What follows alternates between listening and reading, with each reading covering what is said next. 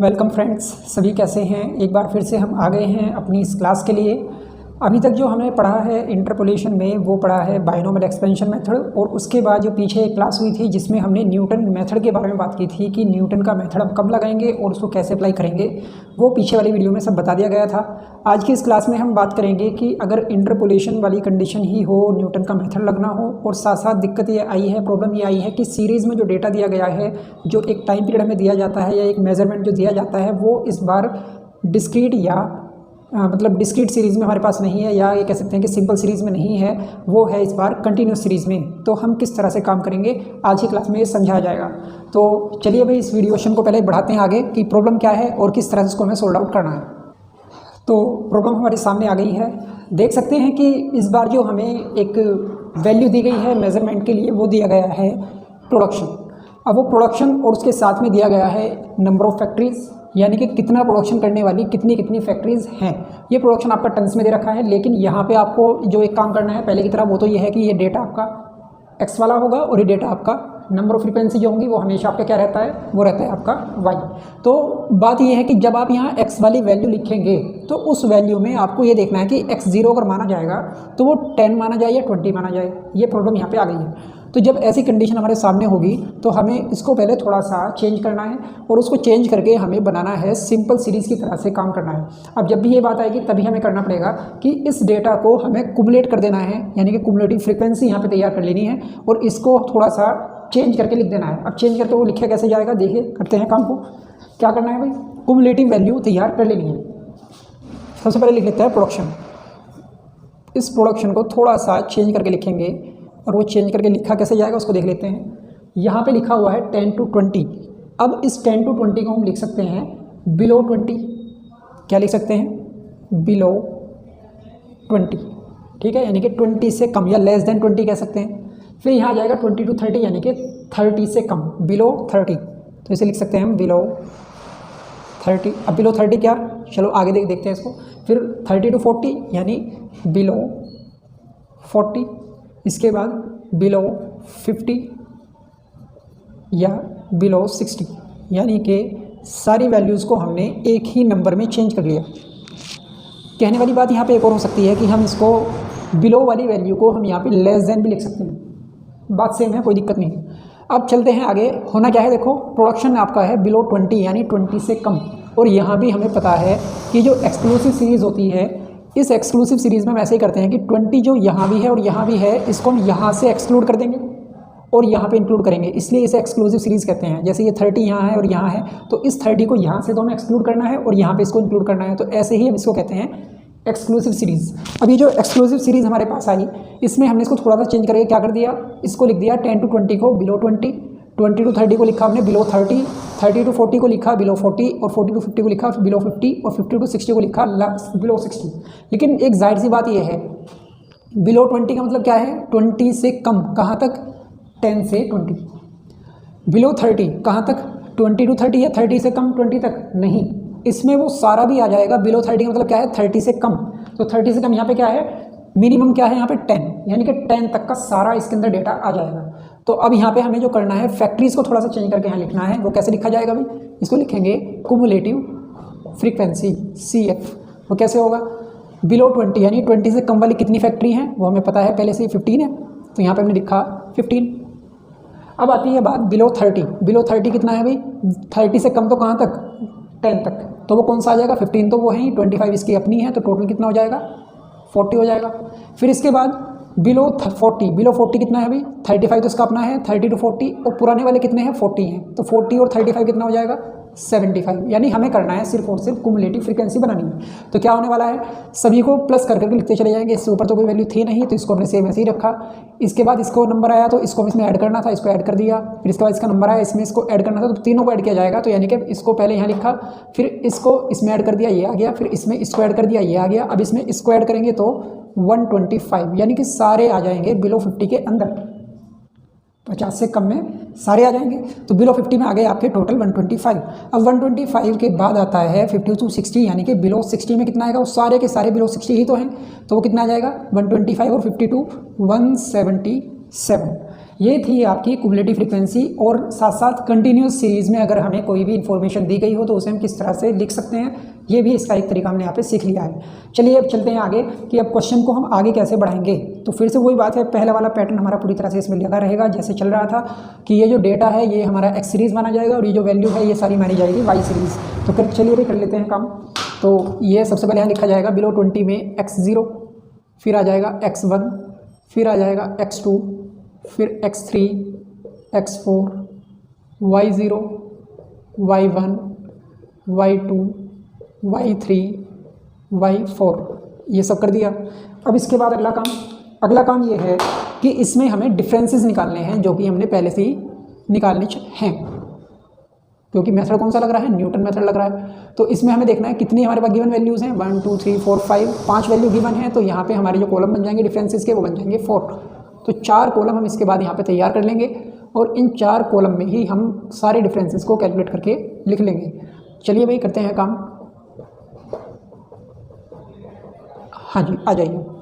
तो स्टार्टिंग करते हैं यहाँ से, 40 - 15 कितना आ जाएगा, प्लस के आएंगे 25, 75 - 40 तो आ जाएंगे प्लस के 35, फिर 125 - 75 आ जाएंगे प्लस के 50, 177 - 25 तो आ जाएगा 125 यानी कि आ जाएगा आपका प्लस के 52। अब आप देख रहे हैं कि ये सारी वैल्यूज़ वही हैं जो यहाँ पे हैं। क्यों? क्योंकि हमने इनको ऐड करके किया था, वापस से लेस कर दिया तो ये आना ही है, सीधी सी बात है। अब इनकी वैल्यूज़ देख लो भाई। सबसे पहली वैल्यू हमारे काम की है डेल्टा 1/0, ठीक है। बाकी को हम बेस वैल्यू लिख भी सकते हैं जैसे मैंने पहले ही बताया था, लेकिन इसकी ज़रूरत नहीं है तो इससे ही काम चल जाएगा। अब आगे चलिए भाई, 35 - 25 तो आ जाएगा प्लस का 10, 50 - 35 तो आ जाएगा प्लस का 15, 52 - 50 आ जाएगा तो आ जाएगा प्लस का 2। क्लियर होगी बात? चलिए भाई अब आ जाएगा डेल्टा 2/0, ठीक है। इसके बाद आगे से वही काम करते हैं, 15 - 10 प्लस के 5 आएंगे, 2 - 15 माइनस के 13 आएंगे तो आ जाएगी वैल्यू आपकी डेल्टा 3/0। क्लियर होगी बात? चलिए भाई अब इसके बाद जो हमारा अगला काम है,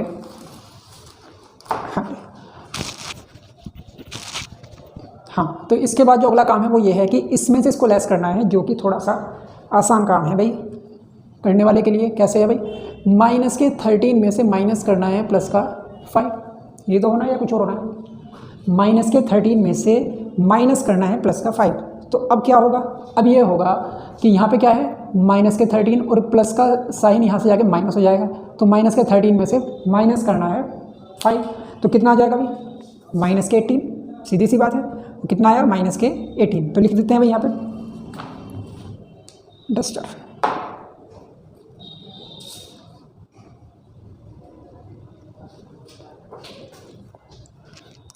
माइनस के 18, ठीक है कोई दिक्कत। तो डेल्टा 4/0, ठीक है, माइनस के 18 मैंने यहाँ पे लिख दिया। क्लियर है ना? हर इन्फॉर्मेशन को ऐसे ही हम कैलकुलेट कर लेंगे, जो भी हमें वैल्यू लेस या प्लस करनी है। मेन काम इसमें यही है, आप सभी देख भी रहे हैं कि हम जो काम कर रहे हैं मेन इसमें यही है, बाकी तो फॉर्मूले का काम है। अब हम चलते हैं, फॉर्मूला लगाते हैं और अपने क्वेश्चन को कंप्लीट करते हैं। तो फॉर्मूला लिख देते हैं भाई यहाँ। फॉर्मूला क्या है भाई, yx = y0 plus x delta 1/0 डिवाइडेशन factorial 1 plus x common आ जाएगा, फिर x - 1 डिवाइडेशन फैक्टोरियल 2 डेल्टा 2/0, फिर आ जाएगा x कॉमन और फिर उसमें से एक और x को बाहर निकाल देंगे, x - 1 x - 2 डिवाइडेशन फैक्टोरियल 3 डेल्टा 3/0। कहाँ तक है, 4 तक है तो इसको एक वैल्यू लिख लो, plus x into x - 1 x - 2 x - 3 डिवाइडेशन फैक्टोरियल 4 और डेल्टा 4/0 और एंड सो ऑन, ऐसे ही चलता रहेगा, ठीक है। अच्छा जी अब चलते हैं क्वेश्चन में सारी वैल्यू पुट करते हैं। और सबसे पहला काम क्या है, सबसे पहला काम ये है कि इसमें क्वेश्चन में करना क्या है, ठीक है। क्वेश्चन में उसने करने के लिए कहा है कि वैल्यू बतानी है हमें 45 टन प्रोडक्शन करने वाले फैक्ट्रीज़ कितनी हैं, यानी कि जिन फैक्ट्रीज़ का प्रोडक्शन 45 टन होगा उनको हमें बताना है, number of factories find out करनी है, ठीक है। चलो तो यहीं पे कर लेते हैं काम। x = xx - x0 डिवाइडेशन x1 - x0, तो क्या आ जाएगा भाई, x कितना आएगा 45, तो 45 माइनस x0 कितना है, x0 आपका है 20 डिवाइडेशन ये कितना है आपका x1 30 और माइनस x0 20, तो ऊपर आ जाएगा आपका 25, नीचे आ जाएगा आपका 10, तो आ जाएगा 2.5। कितना आ जाएगा, x is equal to 2.5। Clear है बात। चलिए भाई अब सारी वैल्यू हमारे सामने है, बस फॉर्मूले में वैल्यू पुट करनी है। चलिए तो कर लेते हैं भाई। सबसे पहले y0 कितना है, y0 आपका 15 है प्लस x कितना है, x है आपका 2.5 इंटू डेल्टा 10 कितना है भाई 25 और डिवाइडेशन फैक्टोरियल 1, तो फैक्टोरियल 1 मैंने यहाँ लिख दिया, इसको मैंने 1 को ऐसे ही लिख दिया जैसे ये है, ठीक है। फैक्टोरियल मैंने हटा दिया इसको, यानी कि फैक्टोरियल को मैंने खोल के लिख दिया, ठीक है भाई। इसके बाद देखो भाई यहाँ पे आता है 2.5 x की वैल्यू, फिर इसके बाद x यानी कि 2.5 माइनस 1, 2.5 माइनस 1 डिवाइडेशन फैक्टोरियल 2 यानी कि 2 इंटू 1 और जो आपकी वैल्यू है डेल्टा 2 बेस 0 वो है आपका 10, तो 10 से और मल्टीप्लाई कर देंगे इसमें तो आ जाएगा इंटू 10। फिर आती है बात यहाँ पे नंबर 3 थर्ड पार्ट डेल्टा 30 वाली, तो x कितना है आपका 2.5, फिर यहाँ पे आ जाएगा 2.5 माइनस 1, 2.5 माइनस 2 डिवाइडेशन 3 इंटू 2 इंटू 1 और डेल्टा 30 की वैल्यू है आपकी 5, तो इंटू 5। क्लियर है। फिर चलते हैं इसके बाद, मैं जिसका अगला पार्ट है वो यहाँ लिख देता हूँ इधर। फिर आ जाता है 2.5 यानी x, फिर x माइनस 1 यानी कि 2.5 माइनस 1, 2.5 माइनस 2 और ये 4 वाली वैल्यू जा रही है 3 तक, तो आ जाएगा 2.5 माइनस 3 डिवाइडेशन आ जाएगा फैक्टोरियल 4 यानी 4 3 2 1, ठीक है। और इसके बाद आ जाएगा इसमें लास्ट में माइनस के 18, तो इंटू हो जाएगा माइनस के 18 और इसके बाद एंड सो ऑन, ये ऐसे चलता रहेगा। अब हमें करना है इसमें वही काम जो कि हम करते आ रहे हैं, यानी सारी वैल्यूज़ को सोल्व करते चले जाओ और उसको कैलकुलेटर से एक साथ ही फिर लिखते चले जाओ। तो आ जाएगा आपका yx, यानी yx के लिए क्या है भाई y45, यानी y45 की वैल्यू यहाँ पे निकल के आएगी, वो आ जाएगी y45 is equal to y0, ये तो आपका 15 पहले से ही है। अब अगला वाला जो पार्ट है वो देखो भाई 2.5 इंटू 25, 2.5 इंटू 25 वो कितना आ गया भाई, कैलकुलेटर में कर लेते हैं इसको। 2.5 इंटू 25 वो आ जाएगा आपका 62.5, तो यहाँ लिख देते हैं 62.5। क्लियर है बात। चलिए भाई इसके बाद अगला काम सेकंड पार्ट, यानी कि ये हमारा हो गया, फिर ये हो गया फर्स्ट पार्ट। अब सेकंड पार्ट में क्या होना है 2.5 इंटू 2.5 माइनस 1। अब 2.5 माइनस 1 करेंगे तो कितना बचेगा 1.5 को मल्टीप्लाई करेंगे 2.5 से, फिर मल्टीप्लाई करेंगे 10 से और फिर करेंगे डिवाइडेशन 2 से, तो कितना आ जाएगा भाई, ये आ जाएगा आपका 2.5 इंटू 1.5 इंटू 10 डिवाइडेशन 2, तो ये आया आपका 18.75। ठीक है भाई, कितना आया 18.75। अब यहाँ पे लिख लेते हैं 18.75, लेकिन मेन काम क्या है, मेन काम ये है कि ये माइनस आया या प्लस आया, यानी नेगेटिव है या पॉजिटिव है। तो यहाँ देखो यहाँ तक तो पॉजिटिव है, यहाँ से वैल्यू लेस करके वो आपकी पॉजिटिव बच रही है और यहाँ पे वैल्यू आपकी पहले से ही पॉजिटिव है, तो ये पूरी वैल्यू ही पॉजिटिव आनी है। तो यहाँ पर मैंने लिखा प्लस 18.75। क्लियर है बात। चलिए भाई, अच्छा अब ये रहा आपका थर्ड पार्ट में फिर से आ जाते हैं 2.5 इंटू 1.5 इंटू 0.5, समझ रहे हैं। 2.5 में फिर यहाँ से मल्टीप्लाई माइनस कर दिया तो बचा 1.5, इसको मल्टीप्लाई कर लेंगे। 2.5 में से 2 जाएंगे, फिर यहाँ से 0.5 बचेगा, उसको मल्टीप्लाई कर लेंगे। फिर यहाँ पे पॉजिटिव वैल्यू है 5 की, डेल्टा 3 बेस 0 की, इसको मल्टीप्लाई कर लेंगे, ये भी आपका पॉजिटिव रहेगा। और इसको आप डिवाइड कर लेंगे 6 से, तो जो वैल्यू आएगी वो आपकी पॉजिटिव ही आनी है, सीधी सी बात है। तो अब यहाँ पर कितना आ जाएगा भाई, वो इसको सोल्व कर लेते हैं। 2.5 इंटू 1.5 इंटू 0.5 इंटू 5 डिवाइडेशन 6, तो ये आपका आ गया 1.5625 प्लस 1.5625। ठीक है, हो गया। चलिए भाई, अब इसके बाद बचता है लास्ट पार्ट, इसको देख लीजिए भाई। 2.5 इंटू 1.5 इंटू 0.5 और इंटू 0.5, कैसे, ये 2.5 फिर मल्टीप्लाई 1.5 फिर मल्टीप्लाई, यहाँ से कितना बचेगा 0.5, तो यहाँ तक तो पॉजिटिव है। फिर यहाँ से मल्टीप्लाई करेंगे फिर से 0.5, लेकिन नेगेटिव वाला था, लेकिन नेगेटिव या पॉजिटिव तो बाद में देखा जाएगा। तो हमने सबको मल्टीप्लाई कर लिया, फिर 18 को भी मल्टीप्लाई कर लिया। तो उसके बाद डिवाइडेशन करना, जो वैल्यू आई सबको मल्टीप्लाई करके उसको डिवाइडेशन करना है। 4 इंटू 3 इंटू 2 यानी 24 से मल्टीप्लाई डिवाइडेशन करना है, तो आ जाएगा आपका सबको मल्टीप्लाई करके कर लो भाई इसको। 2.5 इंटू 1.5 इंटू 0.5 इंटू 0.5 और इंटू 18 डिवाइडेशन 24, तो आ जाता है आपका 0.70। क्या आ गया भाई आपका, ये 0.70। अब 0.70 ये आपका कौन से साइन के साथ लिखा जाएगा वो देख लेते हैं। यहाँ तक वैल्यू पॉजिटिव बची हुई है, यहाँ पॉजिटिव है, लेकिन यहाँ पे नेगेटिव वैल्यू बचेगी। 2.5 से 3 माइनस करोगे तो सीधी सी बात है 0.5 नेगेटिव आएगा, तो ये वैल्यू यहाँ पे नेगेटिव हो गई। लेकिन जैसे ही अगला 18 आपका माइनस का है तो माइनस माइनस पॉजिटिव हो गया, तो ये पॉजिटिव वैल्यू रह जाएगी। तो ये 0.70 आपका आ जाएगा पॉजिटिव। तो ये सारा ही आपका पॉजिटिव यहाँ पे है। इन सबको ऐड कर लेंगे। 15 + 62.5 + 18.75 + 1.5625 और प्लस 0.70, तो ये आ जाता है हमारा लगभग 98.5125।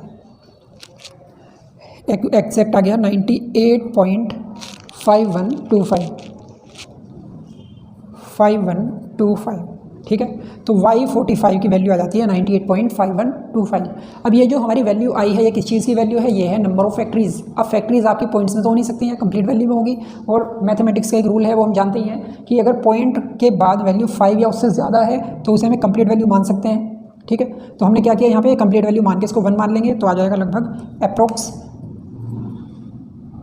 इसको ऐसे लिखेंगे 99 अप्रोक्स। ठीक है, यानी कि लगभग 99 फैक्ट्रीज़ ऐसी हैं जिनकी जो प्रोडक्शन है 45 टन के आसपास हो। ठीक है, अब उसने पूछा क्या है, सीधी सी बात है कि उसने पूछा हमसे क्या है, वो पूछा है कि नंबर ऑफ़ फैक्ट्रीज़ बताइए।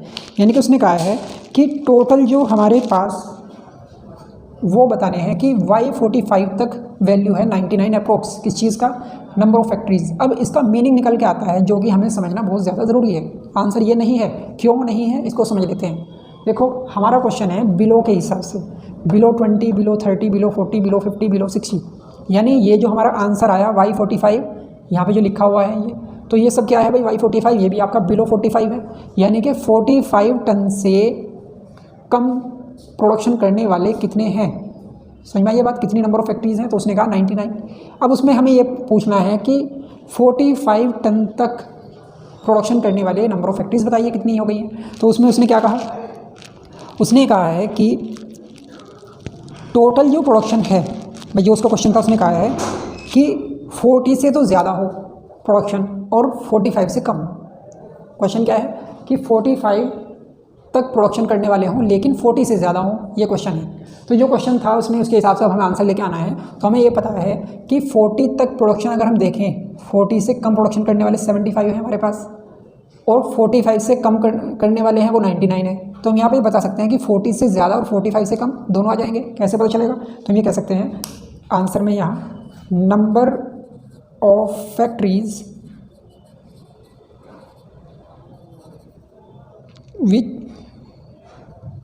विच आउटपुट बिटवीन 40 to 45 टन्स। तो कितना आ जाएंगे भैया? ये आ जाएगा आपका कि 99 टोटल फैक्ट्रीज़ कौन सी हैं जो 45 टन से कम प्रोडक्शन करती हैं, और इसमें से उन फैक्ट्रीज़ को हम निकाल देते हैं जो 45 टन से कम मतलब 40 टन से कम प्रोडक्शन करती हैं। अब हमने उसने बताया कि 40 से कम प्रोडक्शन करने वाली जो फैक्ट्रीज़ हैं वो ये हैं 75। क्लियर होगी बात? ये कितने हैं? 75 ऐसी हमारे पास फैक्ट्रीज़ हैं जो 40 से कम प्रोडक्शन करती है। और हमें कौन सी चाहिए? जो 45 से ज़्यादा करती हो, 45 से कम करती हो। तो 40 से कम वाली अगर इसमें से लेस कर देंगे तो वो कौन सी होंगी भाई? 75 होंगी। अब जब आप 99 में से 75 को लेस करोगे तो कितना आ जाएगा भाई? ये आ जाएगा आपका 24। यानी 24 फैक्ट्रीज़ हमारी ऐसी हैं जो 45 से कम और 40 से ज़्यादा प्रोडक्शन करती हैं टन्स में। क्लियर है बात? तो ये थी हमारी प्रॉब्लम, जिसे हम कहते हैं कि अगर कंटिन्यूस सीरीज़ में हमारा कोई भी डेटा हो, कोई भी मेजरमेंट दिया गया हो, कोई भी इन्फॉर्मेशन दी गई हो, तो उसे हम इस तरह से चेंज करके कर सकते हैं। ऐसा ही ये भी हो सकता है कि वो हमसे कह दे कि 10 मतलब 50 से ज़्यादा, 40 से ज़्यादा, 30 से ज़्यादा, ऐसे करके कहते तो उसको इन्वर्स लिख देते हैं, तब हो जाता है। लेकिन फिर भी हम उसकी एक प्रॉब्लम को सोल्व कर लेंगे। आने वाली जो वीडियो होगी इसी के ऊपर होगी कि अगर हमें यहाँ पे बिलो के अलावा, जैसे यहाँ पे डेटा दिया गया था below 20, below 30, below 40, below 50, below 60, अगर वो यहाँ पे कह दे more than 20, more than 30, more than 50, इस तरह से बोल दे अगर, तब कैसे होना है।